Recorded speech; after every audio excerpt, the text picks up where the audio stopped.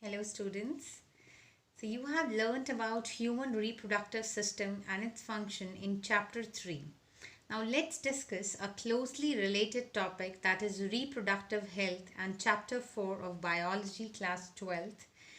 Now what do we understand by this term reproductive health? So students, the term simply refers to the healthy reproductive organs with normal functions. However, it has a broader perspective and includes the emotional and social aspects of reproduction also. Now, according to the WHO, that is World Health Organization, reproductive health means a total well-being in all aspect of reproduction, that is physical, emotional, behavioral, and social. Therefore, a society with people having physically and functionally normal reproductive organ and normal emotional and behavioral interaction among them in all sex related aspects might be called reproductively healthy person. Fine. Now students, reproductive health, problems and strategy. So we'll be discussing these things. Now India was among the first country to initiate actions and plans to attain total reproductive health. Fine, as social goal. Now these programs are called as family plannings. Fine, and they were initiated in the year 1951. Alright. Now improved programs covering reproduction related areas are in operation. Reproductive and child health care programs, that stands for RCH, and to create awareness about various production aspects and provide facilities and support to build a reproductively healthy society. Now students, talking about the population explosion and how we can control the birth, because population is increasing. So this population explosion is like creating a lot of problem, fine, in order to attain the total reproductive health. So the increase in size and growth of human population is called population explosion, in simple language, in simple terms. Now Indian population is 350 millions at independence and crossed 1 billion in May 2000. Now it was an alarming growth rate, fine, and scarcity of basic requirement, because the population will be increasing. So definitely there will be a scarcity of basic requirement, that is food, shelter and clothing. Now we should know what are the reasons for high population explosion. See, first one is decline in death rate. Then we have is longer lifespan. Third one we have is the decline in MMR, that is maternal mortality rate. Fine. And the fourth one we have is decline basically students is reduced in infant mortality rate. Fine. Then some religious belief against birth control and lack of reproductive health knowledge. So because of all these factors, they are the reasons for high population explosion.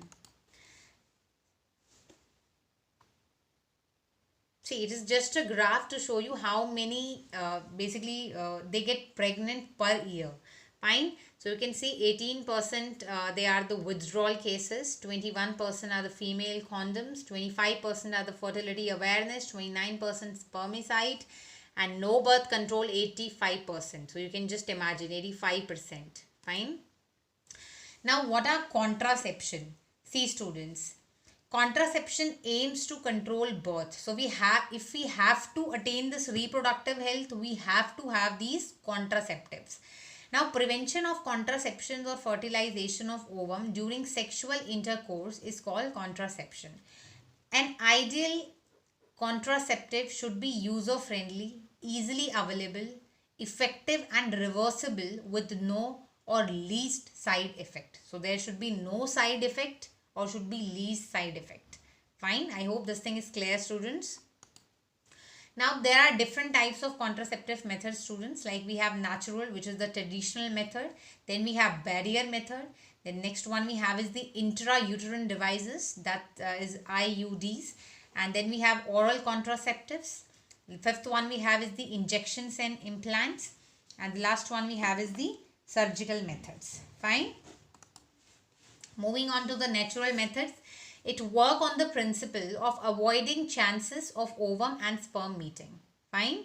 So if ovum and sperm, they will not meet together. So it's a natural method that we can follow.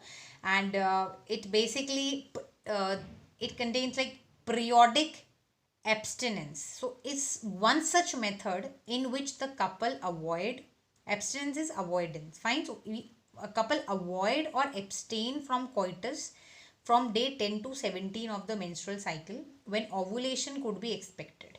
And as chances of fertilizations, they are very high during this period, it is called the fertile period. Therefore, by abstaining from coitus during this period, conception could be prevented.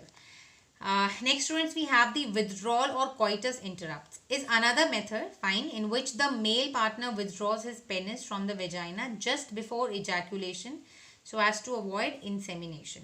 And the last one we have is the lactational amenorrhea, fine. It is basically the absence of menstruation. Method is used on the fact that ovulation and therefore the cycle do not occur during the period of intense lactation following parturition. Therefore, as long as the mother breastfeeding the child fully, chances of conception are almost nil.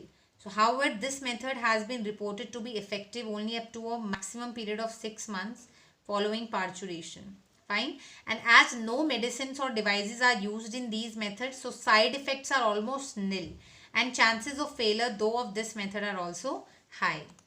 Moving on to the next, that is physical contraceptive or barrier methods.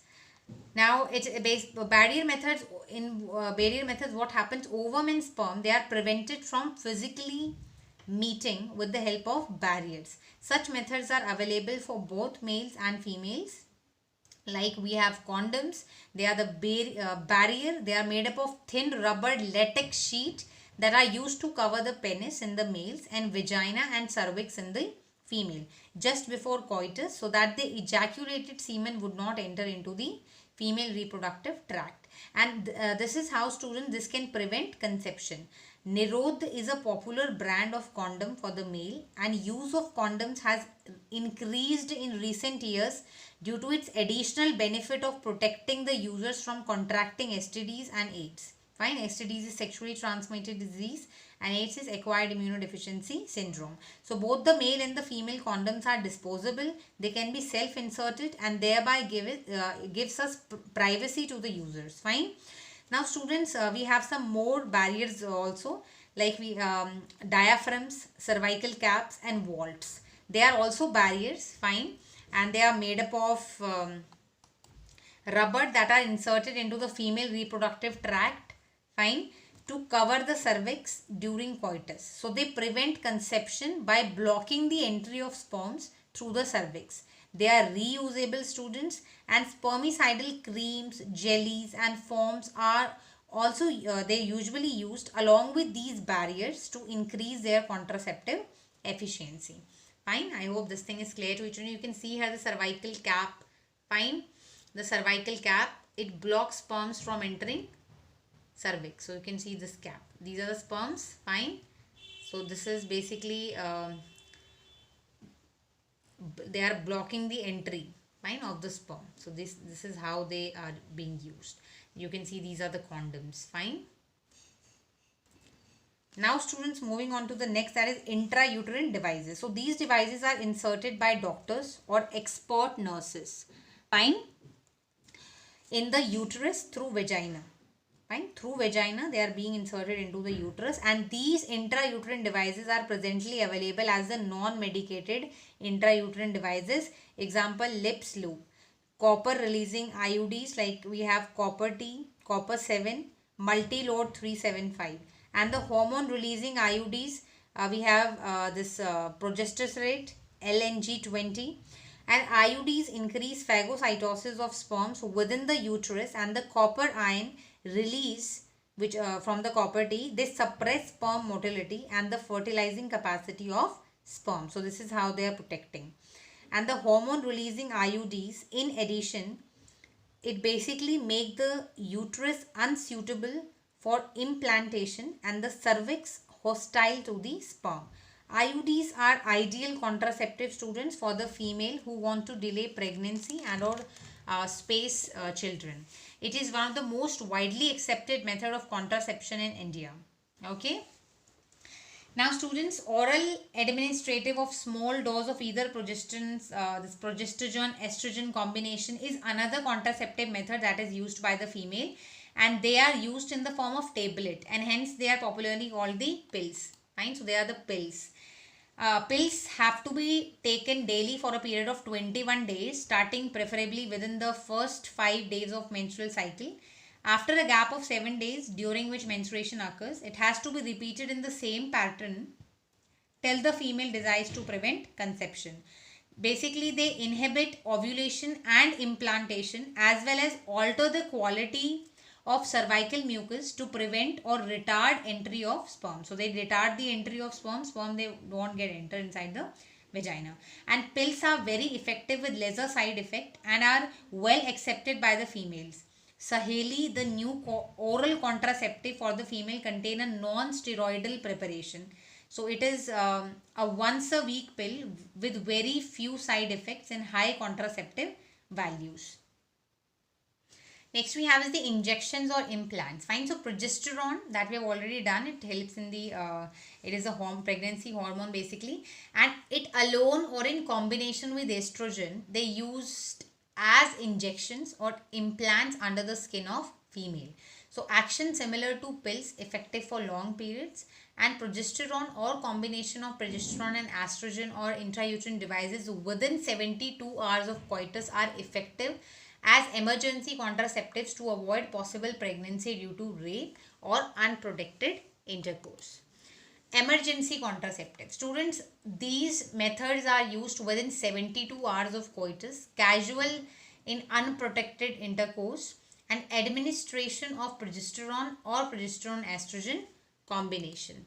So you can see here, these are the this is the copper T intrauterine devices, barrier devices. We have the condoms, then oral contraceptives, fine, which helps us a female to prevent the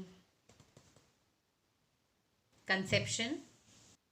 Next one, students, we have is very important, that is surgical methods. They are also called sterilization. They are generally advised for the male and female partner as a terminal method to prevent any more pregnancies. And surgical intervention blocks gamete transport. So if surgical intervention has been done, it blocks the gamete transport and thereby prevent conception. Now students, sterilization procedures in the male is called vasectomy, and in female it is called tubectomy. Fine. Now in vasectomy, a small part of the vas deferens is removed or tied up through a small incision on the scrotum. Fine. And you can see here, students, see, this one is vasectomy. You can see these are the vas deferens. Fine. They are being tied up through a small incision. Fine. On the scrotum part. And here you can see this is the tubectomy. Fine. Now in tubectomy, what happens? A small part of fallopian tube is removed or tied up through a small incision in the abdomen through vagina. Fine. So these techniques are highly effective, but their reversibility is very poor. It needs to be emphasized that the selection of a suitable contraceptive methods and its use should always be undertaken in consultation with qualified medical professionals. One must also remember, students, that contraceptives are not regular requirement for the maintenance of reproductive health. So one is forced to use these methods either to prevent pregnancy or to delay or space pregnancy due to personal reasons. So this was all about today's module, students. Thank you.